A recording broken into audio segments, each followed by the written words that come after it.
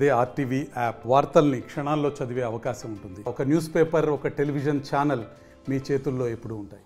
Komatireddy Susheelamma foundation తోటి ఏదైతే జనగామలో వృద్ధాశ్రమం నెలకొల్పడం జరిగింది, దీనికి సంబంధించి ప్రారంభానికి ఏదైతే పంచాయతీరాజ్ శాఖ మంత్రి సీతక్క రావడం జరిగింది. అలాగే గెస్ట్గా పాలకుర్తి నియోజకవర్గ ఇన్ఛార్జ్, పాలకుర్తి నియోజకవర్గ ఎమ్మెల్యే యశస్విని రెడ్డి ఉన్నారు. వారిని అడిగి తెలుస్తున్నారు.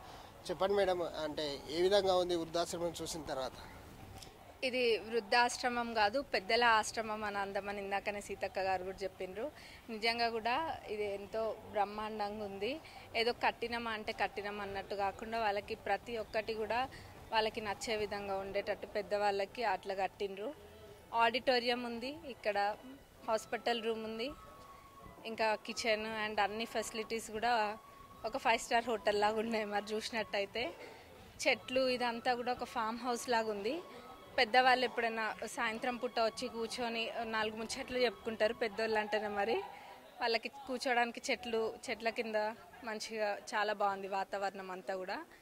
మరి ముఖ్యంగా ఈ వృద్ధాశ్రమము అనేది ఈ మధ్యకాలంలో చాలా మందికి అవసరం పడుతుంది. ఎందుకంటే ఒక వయసు దాటినాక మహిళలని, పెద్దవాళ్ళని, ముఖ్యంగా ఎవరైనా వృద్ధులని ఇంట్లో ఉంచుకోవడానికి ఇబ్బంది పడుతున్నారు, ఈ జనరేషన్ వాళ్ళైనా ఎవరైనా. కానీ అందరూ కూడా ఒకటి ఆలోచించాల్సింది ఏంటంటే, ఆ రోజు మనం ఎప్పుడైతే పుట్టినాక ఆ తల్లి మనం చూసుకునే విధానంని గుర్తుంచుకోవాలి, అది మర్చిపోవద్దు. రేపు మన పిల్లలు కూడా మనని అదే విధంగా ట్రీట్ చేస్తారు. రేపు అదే పరిస్థితి, ఇప్పుడు మనం ఎట్లయితే వాళ్ళని వృద్ధాశ్రమంలో వేస్తున్నామో రేపు మనని కూడా అట్లనే వృద్ధాశ్రమంలో వేస్తారు అన్నది ఒకటి గుర్తుపెట్టుకోవాలి అందరు కూడా. ఎందుకంటే ఈ వయసులో వాళ్ళకి కావాల్సింది ఒక్కటే, ప్రేమానురాగాలు, 2 మాటలు, కొడుకులు కూతుర్లు, అల్లుళ్ళు కోడలే కానివ్వండి, మనవడ్లు మనవరాళ్ళు చెప్పే 2 ముచ్చట్ల కోసం వాళ్ళు ఎంతో ఎదురు చూస్తారు. అది వాళ్ళల్లో ఎంతో బలాన్ని నింపుతుంది. అది వాళ్ళు ఒక సంవత్సరం బతికేది 2 సంవత్సరాలు బతుకుతారు. అటువంటి వాతావరణంలో మరి అందరూ కూడా రాబోయే జనరేషన్స్ వాళ్ళు కూడా ఇదొక్కటి గుర్తుంచుకొని వీలైనంత మటుకు వృద్ధాశ్రమాలలో వేయకుండా ఉండేటట్టు చూడాలి. కానీ ఇంత గొప్ప మనసుతోటి మన కోమటిరెడ్డి రాజగోపాల్ రెడ్డి గారు, లక్ష్మి గారు ఇది ఆశ్రమం కట్టిండ్రు. మరి వాళ్ళ గొప్ప మనసును మెచ్చుకోవాలి అందరూ. సో మీరు ఒక మహిళా ప్రజాప్రతినిధిగా ఉన్నారు, మహిళా ఎమ్మెల్యేగా ప్రాతినిధ్యం వహిస్తున్నారు. సో రేపు మహిళా దినోత్సవం సందర్భంగా ఇంకా మహిళలు వివక్షకు గురవుతున్నారు, ఎందుకు గురవుతున్నారు?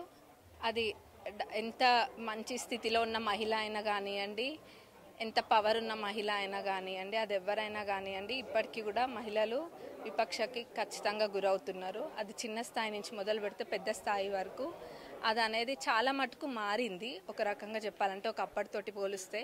కానీ ఇంకా కూడా మారాల్సింది చాలా ఉంది.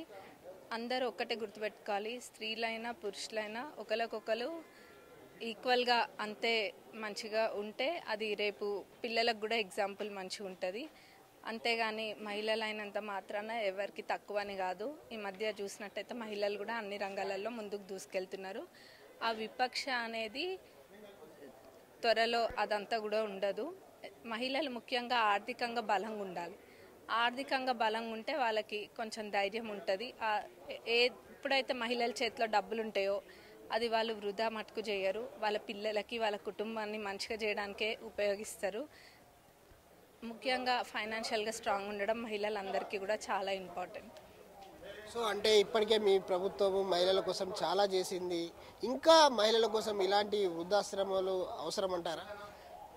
తప్పకుండా అవసరం అనే చెప్తాను నేను.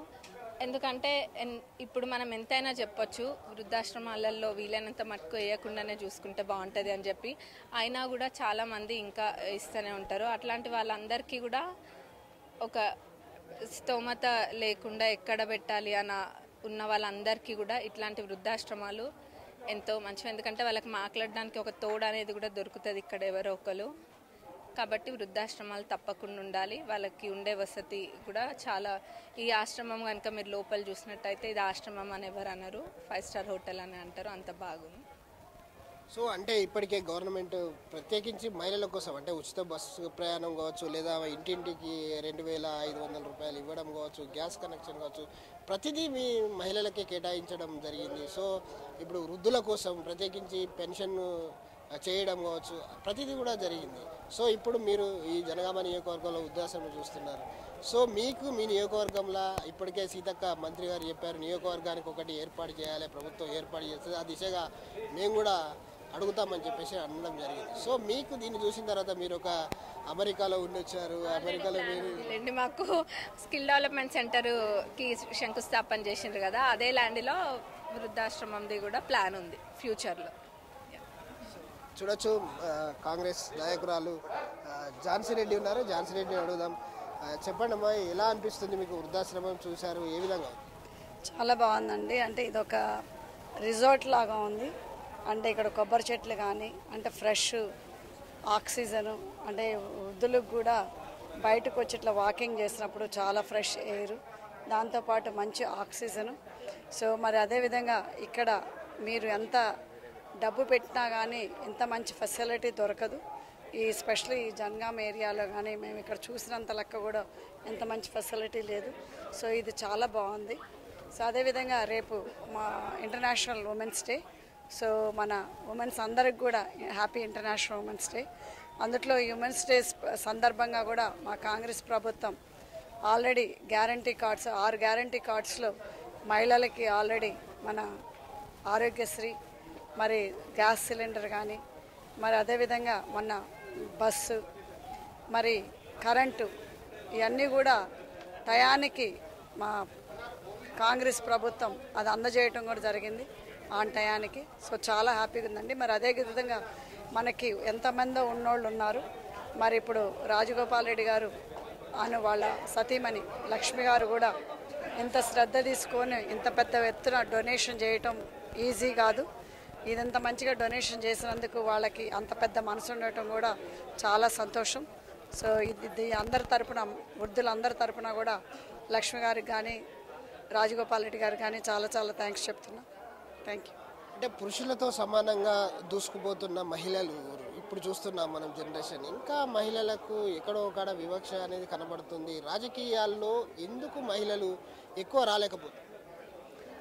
అంటే ఒకటండి, ఇప్పుడు మహిళలు ఏమవుతుందంటే ఇప్పుడు మనకి 50% మనకి సర్పంచులు అవ్వాలని ఆనాడు మన రిజర్వేషన్ తెచ్చుకున్నాము. మరి ఇప్పుడు కూడా మహిళలు పదవులు తీసుకొని హస్బెండ్లే ముందుండి నడుపుతున్నారు. సో అదనేది ఇంకా రాబోయే కాలంలో చేంజ్ ఉండాలి. ఎందుకంటే మహిళలకు యూజువలీగా ఏమనుకుంటామంటే బయటికి పోతే మాట్లాడితే ఏమనుకుంటారు, బయటికి ఎట్లా అన్నింటే బయటికి తిరుగుతుంటే ఏమనుకుంటారు అనే వాళ్ళకే ఐ థింక్ వాళ్ళు షైనెస్ ఫీల్ అయ్యి అట్లా జరుగుతుంది. బట్ ఇప్పుడు మీరు తెలిసినట్టయితే 2028లో ఎలక్షన్స్లో మరి మన కాంగ్రెస్ ప్రభుత్వం 32% మహిళల రిజర్వేషన్ కూడా ఇచ్చింది. మరి ఇప్పటి వరకు మనకున్న సర్పంచ్దే కాకుండా ఇప్పుడు మన నేషనల్ పాలిటిక్స్లో కూడా కాంగ్రెస్ రిజర్వేషన్ ఇవ్వడం జరిగింది. సో దానివల్ల మా మహిళలు కూడా ఇంకెక్కువ రావాలని కోరుకుంటున్నాం. సో అది అనేది చేంజ్ అవుతుంది. అంటే వాళ్ళకు ఒక ఫ్రీడమ్ అనేది ఇవ్వాలి. సో మహిళల మీద కూడా మనకు నమ్మకం ఉండాలి. ఎందుకంటే మనకు ఒక్కోసారి నమ్మకం లేకపోతే కూడా వాళ్ళకి మనం వెనకుండి ముందుని పుష్ చేసి చేపియాలి తప్పితే మనమే ముందుండి నడిస్తే మాత్రం వాళ్ళకి ఎప్పుడు కూడా ఆ కాన్ఫిడెంట్ రాదు. సో చూడొచ్చు, యశస్విని రెడ్డి గారు సోషల్ మీడియాలో వైరల్ అవుతుంది, మంత్రి కాబోతున్నారు, ఐటీ శాఖ మంత్రి అని చెప్పేసి ఇప్పటికే సోషల్ మీడియాలో వైరల్ అవుతుంది. ఏ విధంగా చూడొచ్చు? అధిష్టానం నిర్ణయం అండి అది, అందులో మనం చేసేది ఏముంటుంది అంతే. సో ఏమైనా గ్రీన్ సిగ్నల్ అలాంటిది ఏమన్నా? అట్లాంటివి ఏం లేవండి, ఏమైనా ఉంటే తెలుస్తుంది కదా. అట్లా ఇప్పటికే మీరు చూసుంటారు సోషల్ మీడియాలో యశస్విని రెడ్డికి ఐటీ శాఖ మంత్రి అని చెప్పేసి వస్తుంది. ఈ వార్తలు ఏ విధంగా? వార్తలు ఇంకా మీకు తెలియదు ఏముంది, వార్తలు వస్తాయి రోజు, అట్లేం లేదండి. ఏమైనా ఉంటే తెలుస్తుంది. అధిష్టానం ఏ నిర్ణయం తీసుకున్నా సంతోషం. రేపు మహిళా దినోత్సవం, ముఖ్యంగా మహిళలకు ఏం చెప్తారు? మహిళలకు నేను చెప్పేది ఒక్కటే, అందరూ ధైర్యంగా ఉండి అన్ని రంగాల్లో ఇప్పటికే మన మహిళలు అన్ని రంగాల్లో దూసుకుపోతుండ్రు. ఇంకా అంతే ధైర్యంతో మహిళలు అందరూ కూడా వాళ్ళకి ఏదైతే చేయాలని ఉందో ఎటువంటి ఆలోచన లేకుండా అవి మంచి పనులు తప్పకుండా వాళ్ళు చేయొచ్చు. ఎవరో ఏదో అనుకుంటారని ఏ మహిళలు ఆలోచించాల్సిన అవసరం లేదు. మరి అట్లనే మహిళా ఉమెన్స్ డే అని మనం పెట్టుకున్నాము. ఉమెన్స్ డే రోజు ఏదో ఫోటోలు పెట్టడము, హ్యాపీ ఉమెన్స్ డే అని చెప్పుకోవడం కాదు. ప్రతిరోజు ఉమెన్స్ డేనే ఉండాలి, ప్రతిరోజు మదర్స్ డేనే ఉండాలి, ప్రతిరోజు ఫాదర్స్ డే, ప్రతిరోజు అన్నీ ఉండాలి. ఏదో ఒక్కరోజు పెట్టుకున్నామని అదే రోజు కాదు. మనం అనడమే కాదు, మన చేతలు కూడా అదే విధంగా ఉండాలని నేను మహిళలందరికీ కూడా చెప్తాను.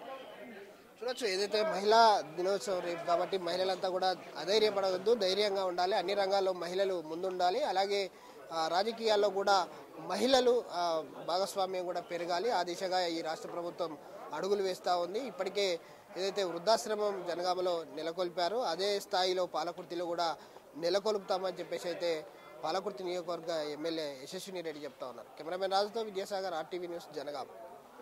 మరిన్ని వీడియోస్ కోసం ఛానల్ ని సబ్స్క్రైబ్ చేయండి. లేటెస్ట్ అప్డేట్స్ కోసం వాట్సాప్ ఛానల్ ని ఫాలో చేయండి. అండ్ లింక్ డిస్క్రిప్షన్ లో ఉంది.